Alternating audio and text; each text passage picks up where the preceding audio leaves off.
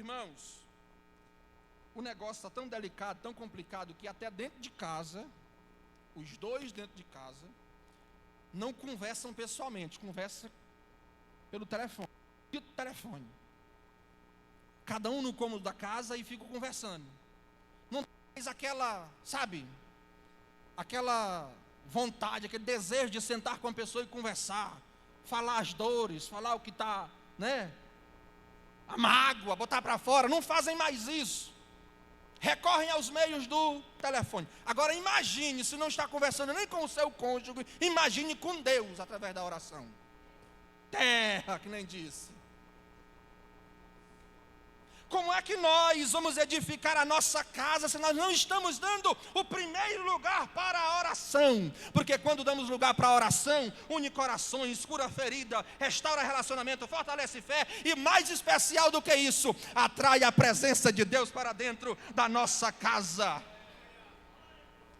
Porque os maiores milagres na família, eles não acontecem por força humana, eles acontecem quando alguém dobra o joelho. Quer que a tua casa se sustente, se mantenha de pé? Dobra o teu joelho, procura edificá-la através da oração. Louvado seja o nome do Senhor e Salvador Jesus Cristo. Terceira coisa, um lar edificado por Deus aprende a depender dele. Deus. Quer ver?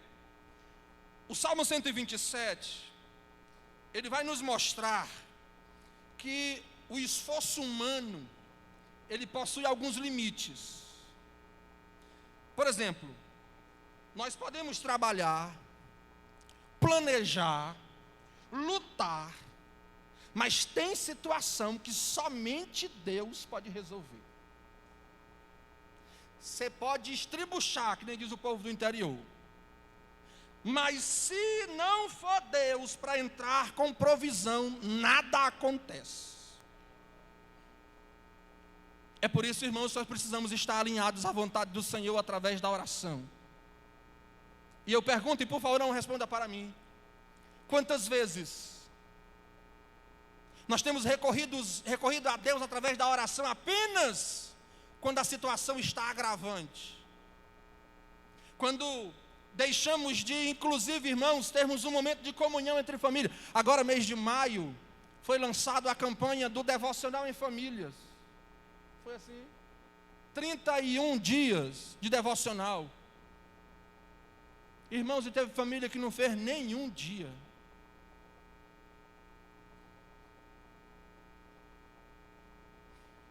Que tipo de comportamento nós estamos atraindo para dentro do nosso lar? Vamos lá, vamos mais para frente. Muitas famílias, na atual conjuntura que nós estamos vivendo, vivem nesse cansaço, exatamente por carregarem pesos que pertencem a Deus. Querem controlar tudo, querem resolver tudo, ou até na porcentagem. Deus, tu resolve 50% do meu problema, que os outros 50% eu resolvo. Senhor, eu quero meu marido na casa do Senhor, mas Senhor, não pesa a mão não, resolve 50% deixa comigo. Senhor, meu filho está rebelde, resolve 50%, não pesa a mão não, deixa que eu resolvo o restante. Não funciona assim. Ou Deus entra para resolver por completo, ou nada se resolve. Uma certa feita eu fiquei assustado com uma irmã, uma oração que ela fazia. Eu, me reconhecendo, não tenho coragem de fazer uma oração daquela. Ela apresentando os filhos dela em oração, e ela disse o seguinte, irmã Edmário: Senhor, se não for para os meus filhos te servir, mata eles. Irmão, não é crença terrível, não é? Eu achei vantagem demais. Se não for para meus filhos te servir, mata eles. Eu achei pesado aquilo. Eu não achei ruim a oração da irmã. Eu achei vantagem. O seu pai assim, pronto, aqui já tem uma outra pessoa que faz isso também. Irmãos, isso é dependência de Deus, é saber que o seu lar depende de Deus. Sabe qual é a compreensão de uma pessoa que ora assim? É que se Deus levar, estava pronto, agora está no céu, não tem mais trabalho de ir para o inferno. É por isso que nós precisamos ter Deus no centro da nossa casa, ter Deus no centro do nosso lar. Louvado seja o nome do Senhor e Salvador Jesus Cristo. O tempo não nos permite prolongar, mas eu quero trazer, e para tanto eu preciso da sua atenção, porque aqui precisa da sua atenção, é que um lar edificado por Deus deixa legado para as próximas gerações. Vou repetir: um lar edificado por Deus deixa legado para as próximas gerações. Quer ver? O salmista, no Salmo 127, ele fala que os filhos são o quê? Herança do... Sabe o que eu entendo com isso?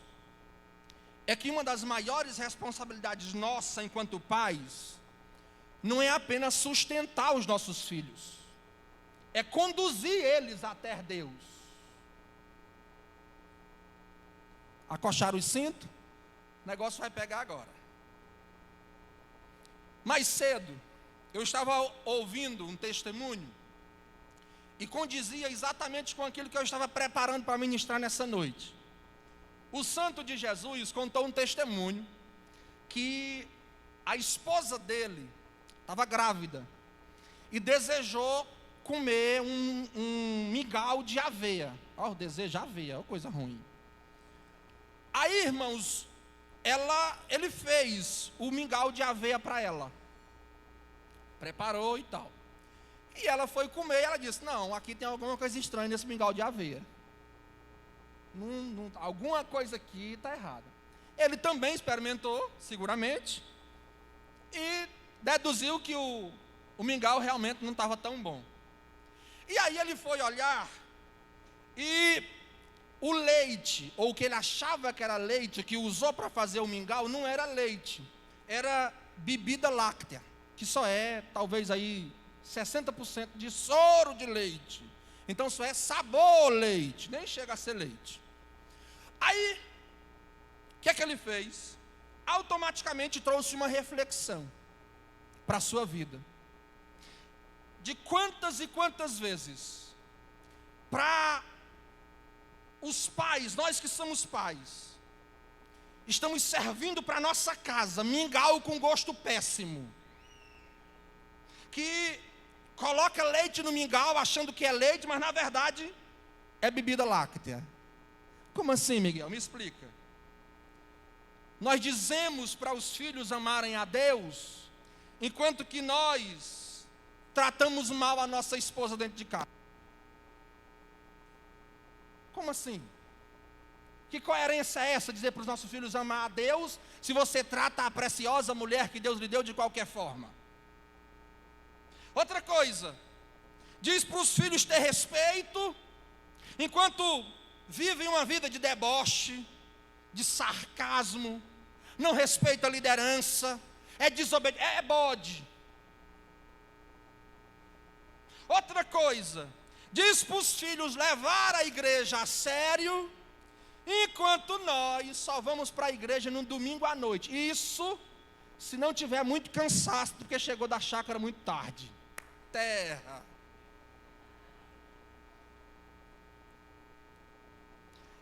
Que tipo de ensinamento nós estamos passando para os nossos filhos?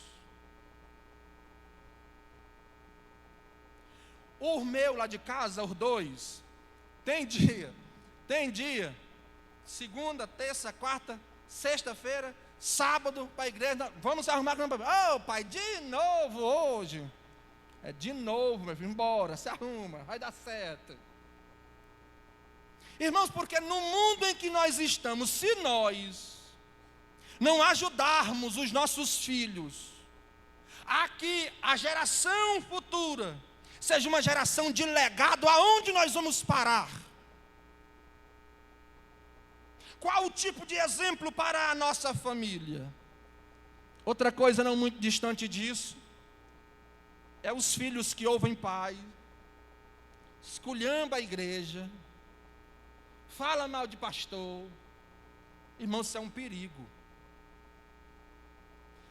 Eu lembro de um relato, de uma campanha eleitoral, e eu estava na casa desta pessoa, e alguém se levantou para falar mal de pastor, na casa dela, na sala da casa dela. A irmã se levantou na hora: epa, na minha casa ninguém fala de pastor. Mas irmã, ele está errado. Pode estar errado do jeito que for, mas na minha casa ninguém fala de pastor. Irmão, outra crença terrível que eu achei. Hoje o que acontece? Pastor não pode exortar, que o pai já chega em casa falando, né? Viu lá, o pastor jogou piada em mim, tal, não sei o quê. Precisamos tomar cuidado, irmãos, com essas coisas que atrapalham o avanço da nossa família no crescimento espiritual. Precisamos tomar cuidado dessa onda de falar mal da vida dos outros, dessa onda de levantar falso contra a vida dos outros. Isso é hipocrisia da nossa parte. Porque o Deus que nós servimos, Ele é justo. O Deus que nós servimos, Ele é santo. E assim como Ele é justo, assim como Ele é santo, a nossa família também precisa ser. Louvado seja o nome do Senhor. É por isso que eu digo que a verdadeira herança que nós deixamos para a nossa família não é financeira, é herança espiritual. Sabe por quê? Porque os nossos filhos podem até esquecer dos nossos conselhos, mas não esquece do nosso exemplo.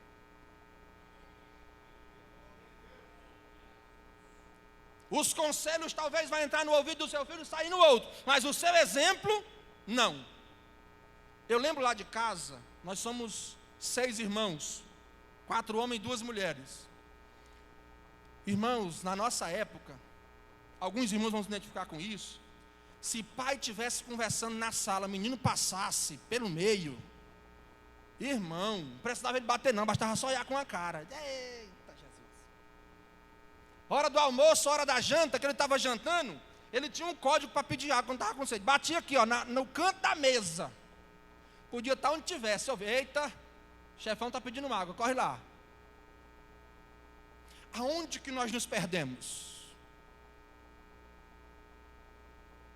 Aonde que nós nos perdemos no contexto de criação da nossa família, com estes princípios e no cuidado de Deus? Aí não rega esses princípios, não procura alinhar a criação de acordo com a vontade do Senhor, e aí quando o problema começa a chegar, Senhor, está difícil, é tempestade demais, não vigiou, terra.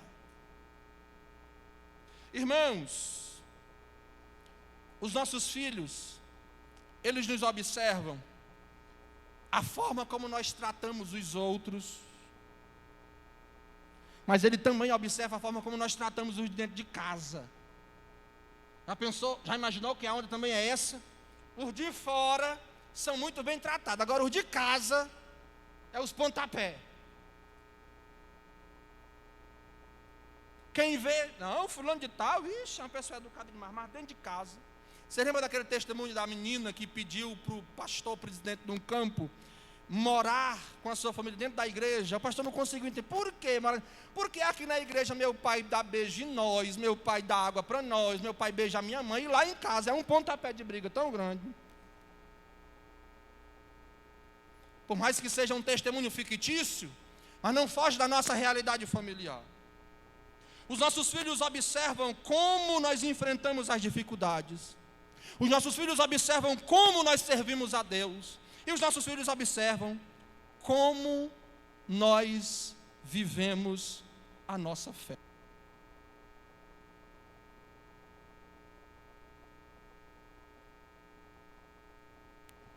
Glória a Deus, aleluia. Não, pode deixar, ficar assim. Irmãos, o Salmo de número 127. Os irmãos me perdoem porque é um culto da família, então era isso. É isso que tínhamos para hoje. O Salmo 127, ele nos leva a uma reflexão profunda. Porque Talvez nós temos construído muitas coisas para a nossa família, e até imaginando o que seria legado. Talvez nós temos trabalhado, conquistado patrimônio, desenvolvido projetos, colocado sonhos em prática. Eu não estou pregando contra isso, mas eu quero fazer uma pergunta para que você saia daqui reflexivo quanto ao contexto familiar. Com todas essas conquistas, Deus está edificando a tua casa? Com todos esses desejos e sonhos realizados, Deus está no centro da tua casa? Porque, irmãos, uma casa sem Deus, ela pode até ser bonita, mas ela é vazia. Porque automaticamente nós precisamos chamar Deus para ser o construtor do nosso lar. Nós precisamos chamar Deus para ser o edificador do nosso lar. O convite do Senhor hoje para as nossas vidas e para nossas famílias é que precisamos entregar o nosso lar diante do Senhor.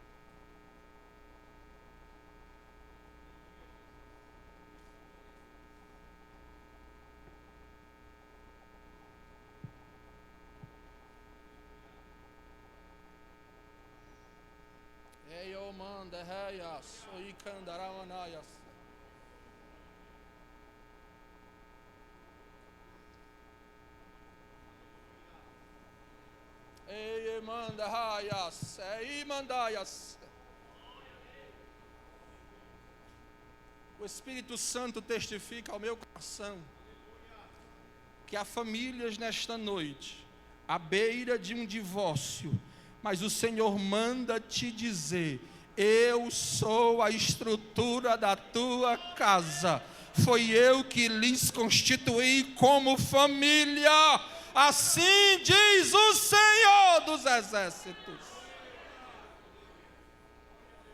Irmãos, talvez eu esteja falando para pessoas aqui nesta noite que estejam travando no meio da família uma guerra, uma luta silenciosa. Talvez eu esteja falando para pessoas aqui nesta noite que estão em relacionamentos feridos, que existe lágrimas fechadas, lágrimas escorridas, portas que estão fechadas. Mas o Deus que nós servimos, Ele continua restaurando famílias. O Deus que nós servimos continua restaurando famílias.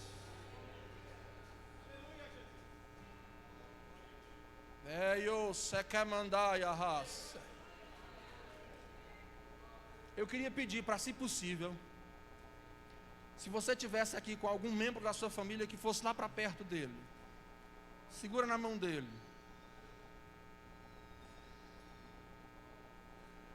Faça isso em nome de Jesus. E nessa oração que vamos fazer,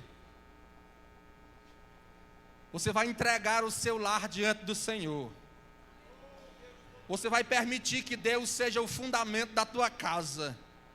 Você vai permitir que Deus seja o centro da tua família, porque quando Deus edifica a casa, o nosso trabalho não é vão. Quando Deus edifica o nosso lar, o nosso esforço não é vão. Quando Deus é a estrutura da nossa casa, o nosso esforço não é vão no Senhor. Louvado seja Deus para todo sempre. Feche os seus olhos.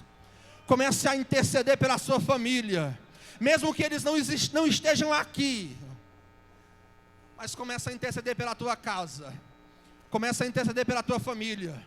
E na medida em que você intercede, o Espírito Santo de Deus, de perto, de longe, vai lá e entra com provisão. Meu Senhor da glória, nós entramos na tua presença nesta noite, Senhor. Nós estamos felizes por mais uma vez o Senhor nos permitir, ó Pai, estarmos na tua santa e maravilhosa presença. Mas nós queremos te pedir, pela autoridade do teu Espírito Santo, nos ajuda a edificar a nossa casa. Seja o construtor do nosso lar. Que toda ruga, que tudo o que não provier da tua vontade, que todo laço satânico, que todo espírito do divórcio, que todo espírito da intriga, de confusão, seja repreendido dos nossos lares, em nome de Jesus, para todos sempre. O nosso lar, quando edificado por Cristo, é um pedaço do céu na terra. E a partir de hoje, pela autoridade do Espírito Santo de Deus, você vai experimentar o que é ser um lar edificado pelo Senhor Jesus. Meu Senhor da glória, vai tirando toda mágoa. Ei, mandaia, sei que mandaia, Senhor, tudo que este casamento passou, enfrentou, ei, mandaia, feridas, sequelas delas que ainda estão abertas, Senhor. Nesta noite, que pelo teu sangue precioso carmesim, entra como bálsamo, Senhor. Que tenha perdão nesta família, que tenha o amor genuíno nesta família, e que comece da nossa casa o verdadeiro avivamento, Senhor. Traz a realidade do diálogo, traz a realidade da conversa, Senhor. Traz, meu Deus, aquilo que fora perdido. Retoma, Senhor, para que esses lares vivam de fato a comunhão do céu dentro da sua família e dos seus lares. Assim, meu Senhor da glória, por mais que esta situação até parece estar fora do controle,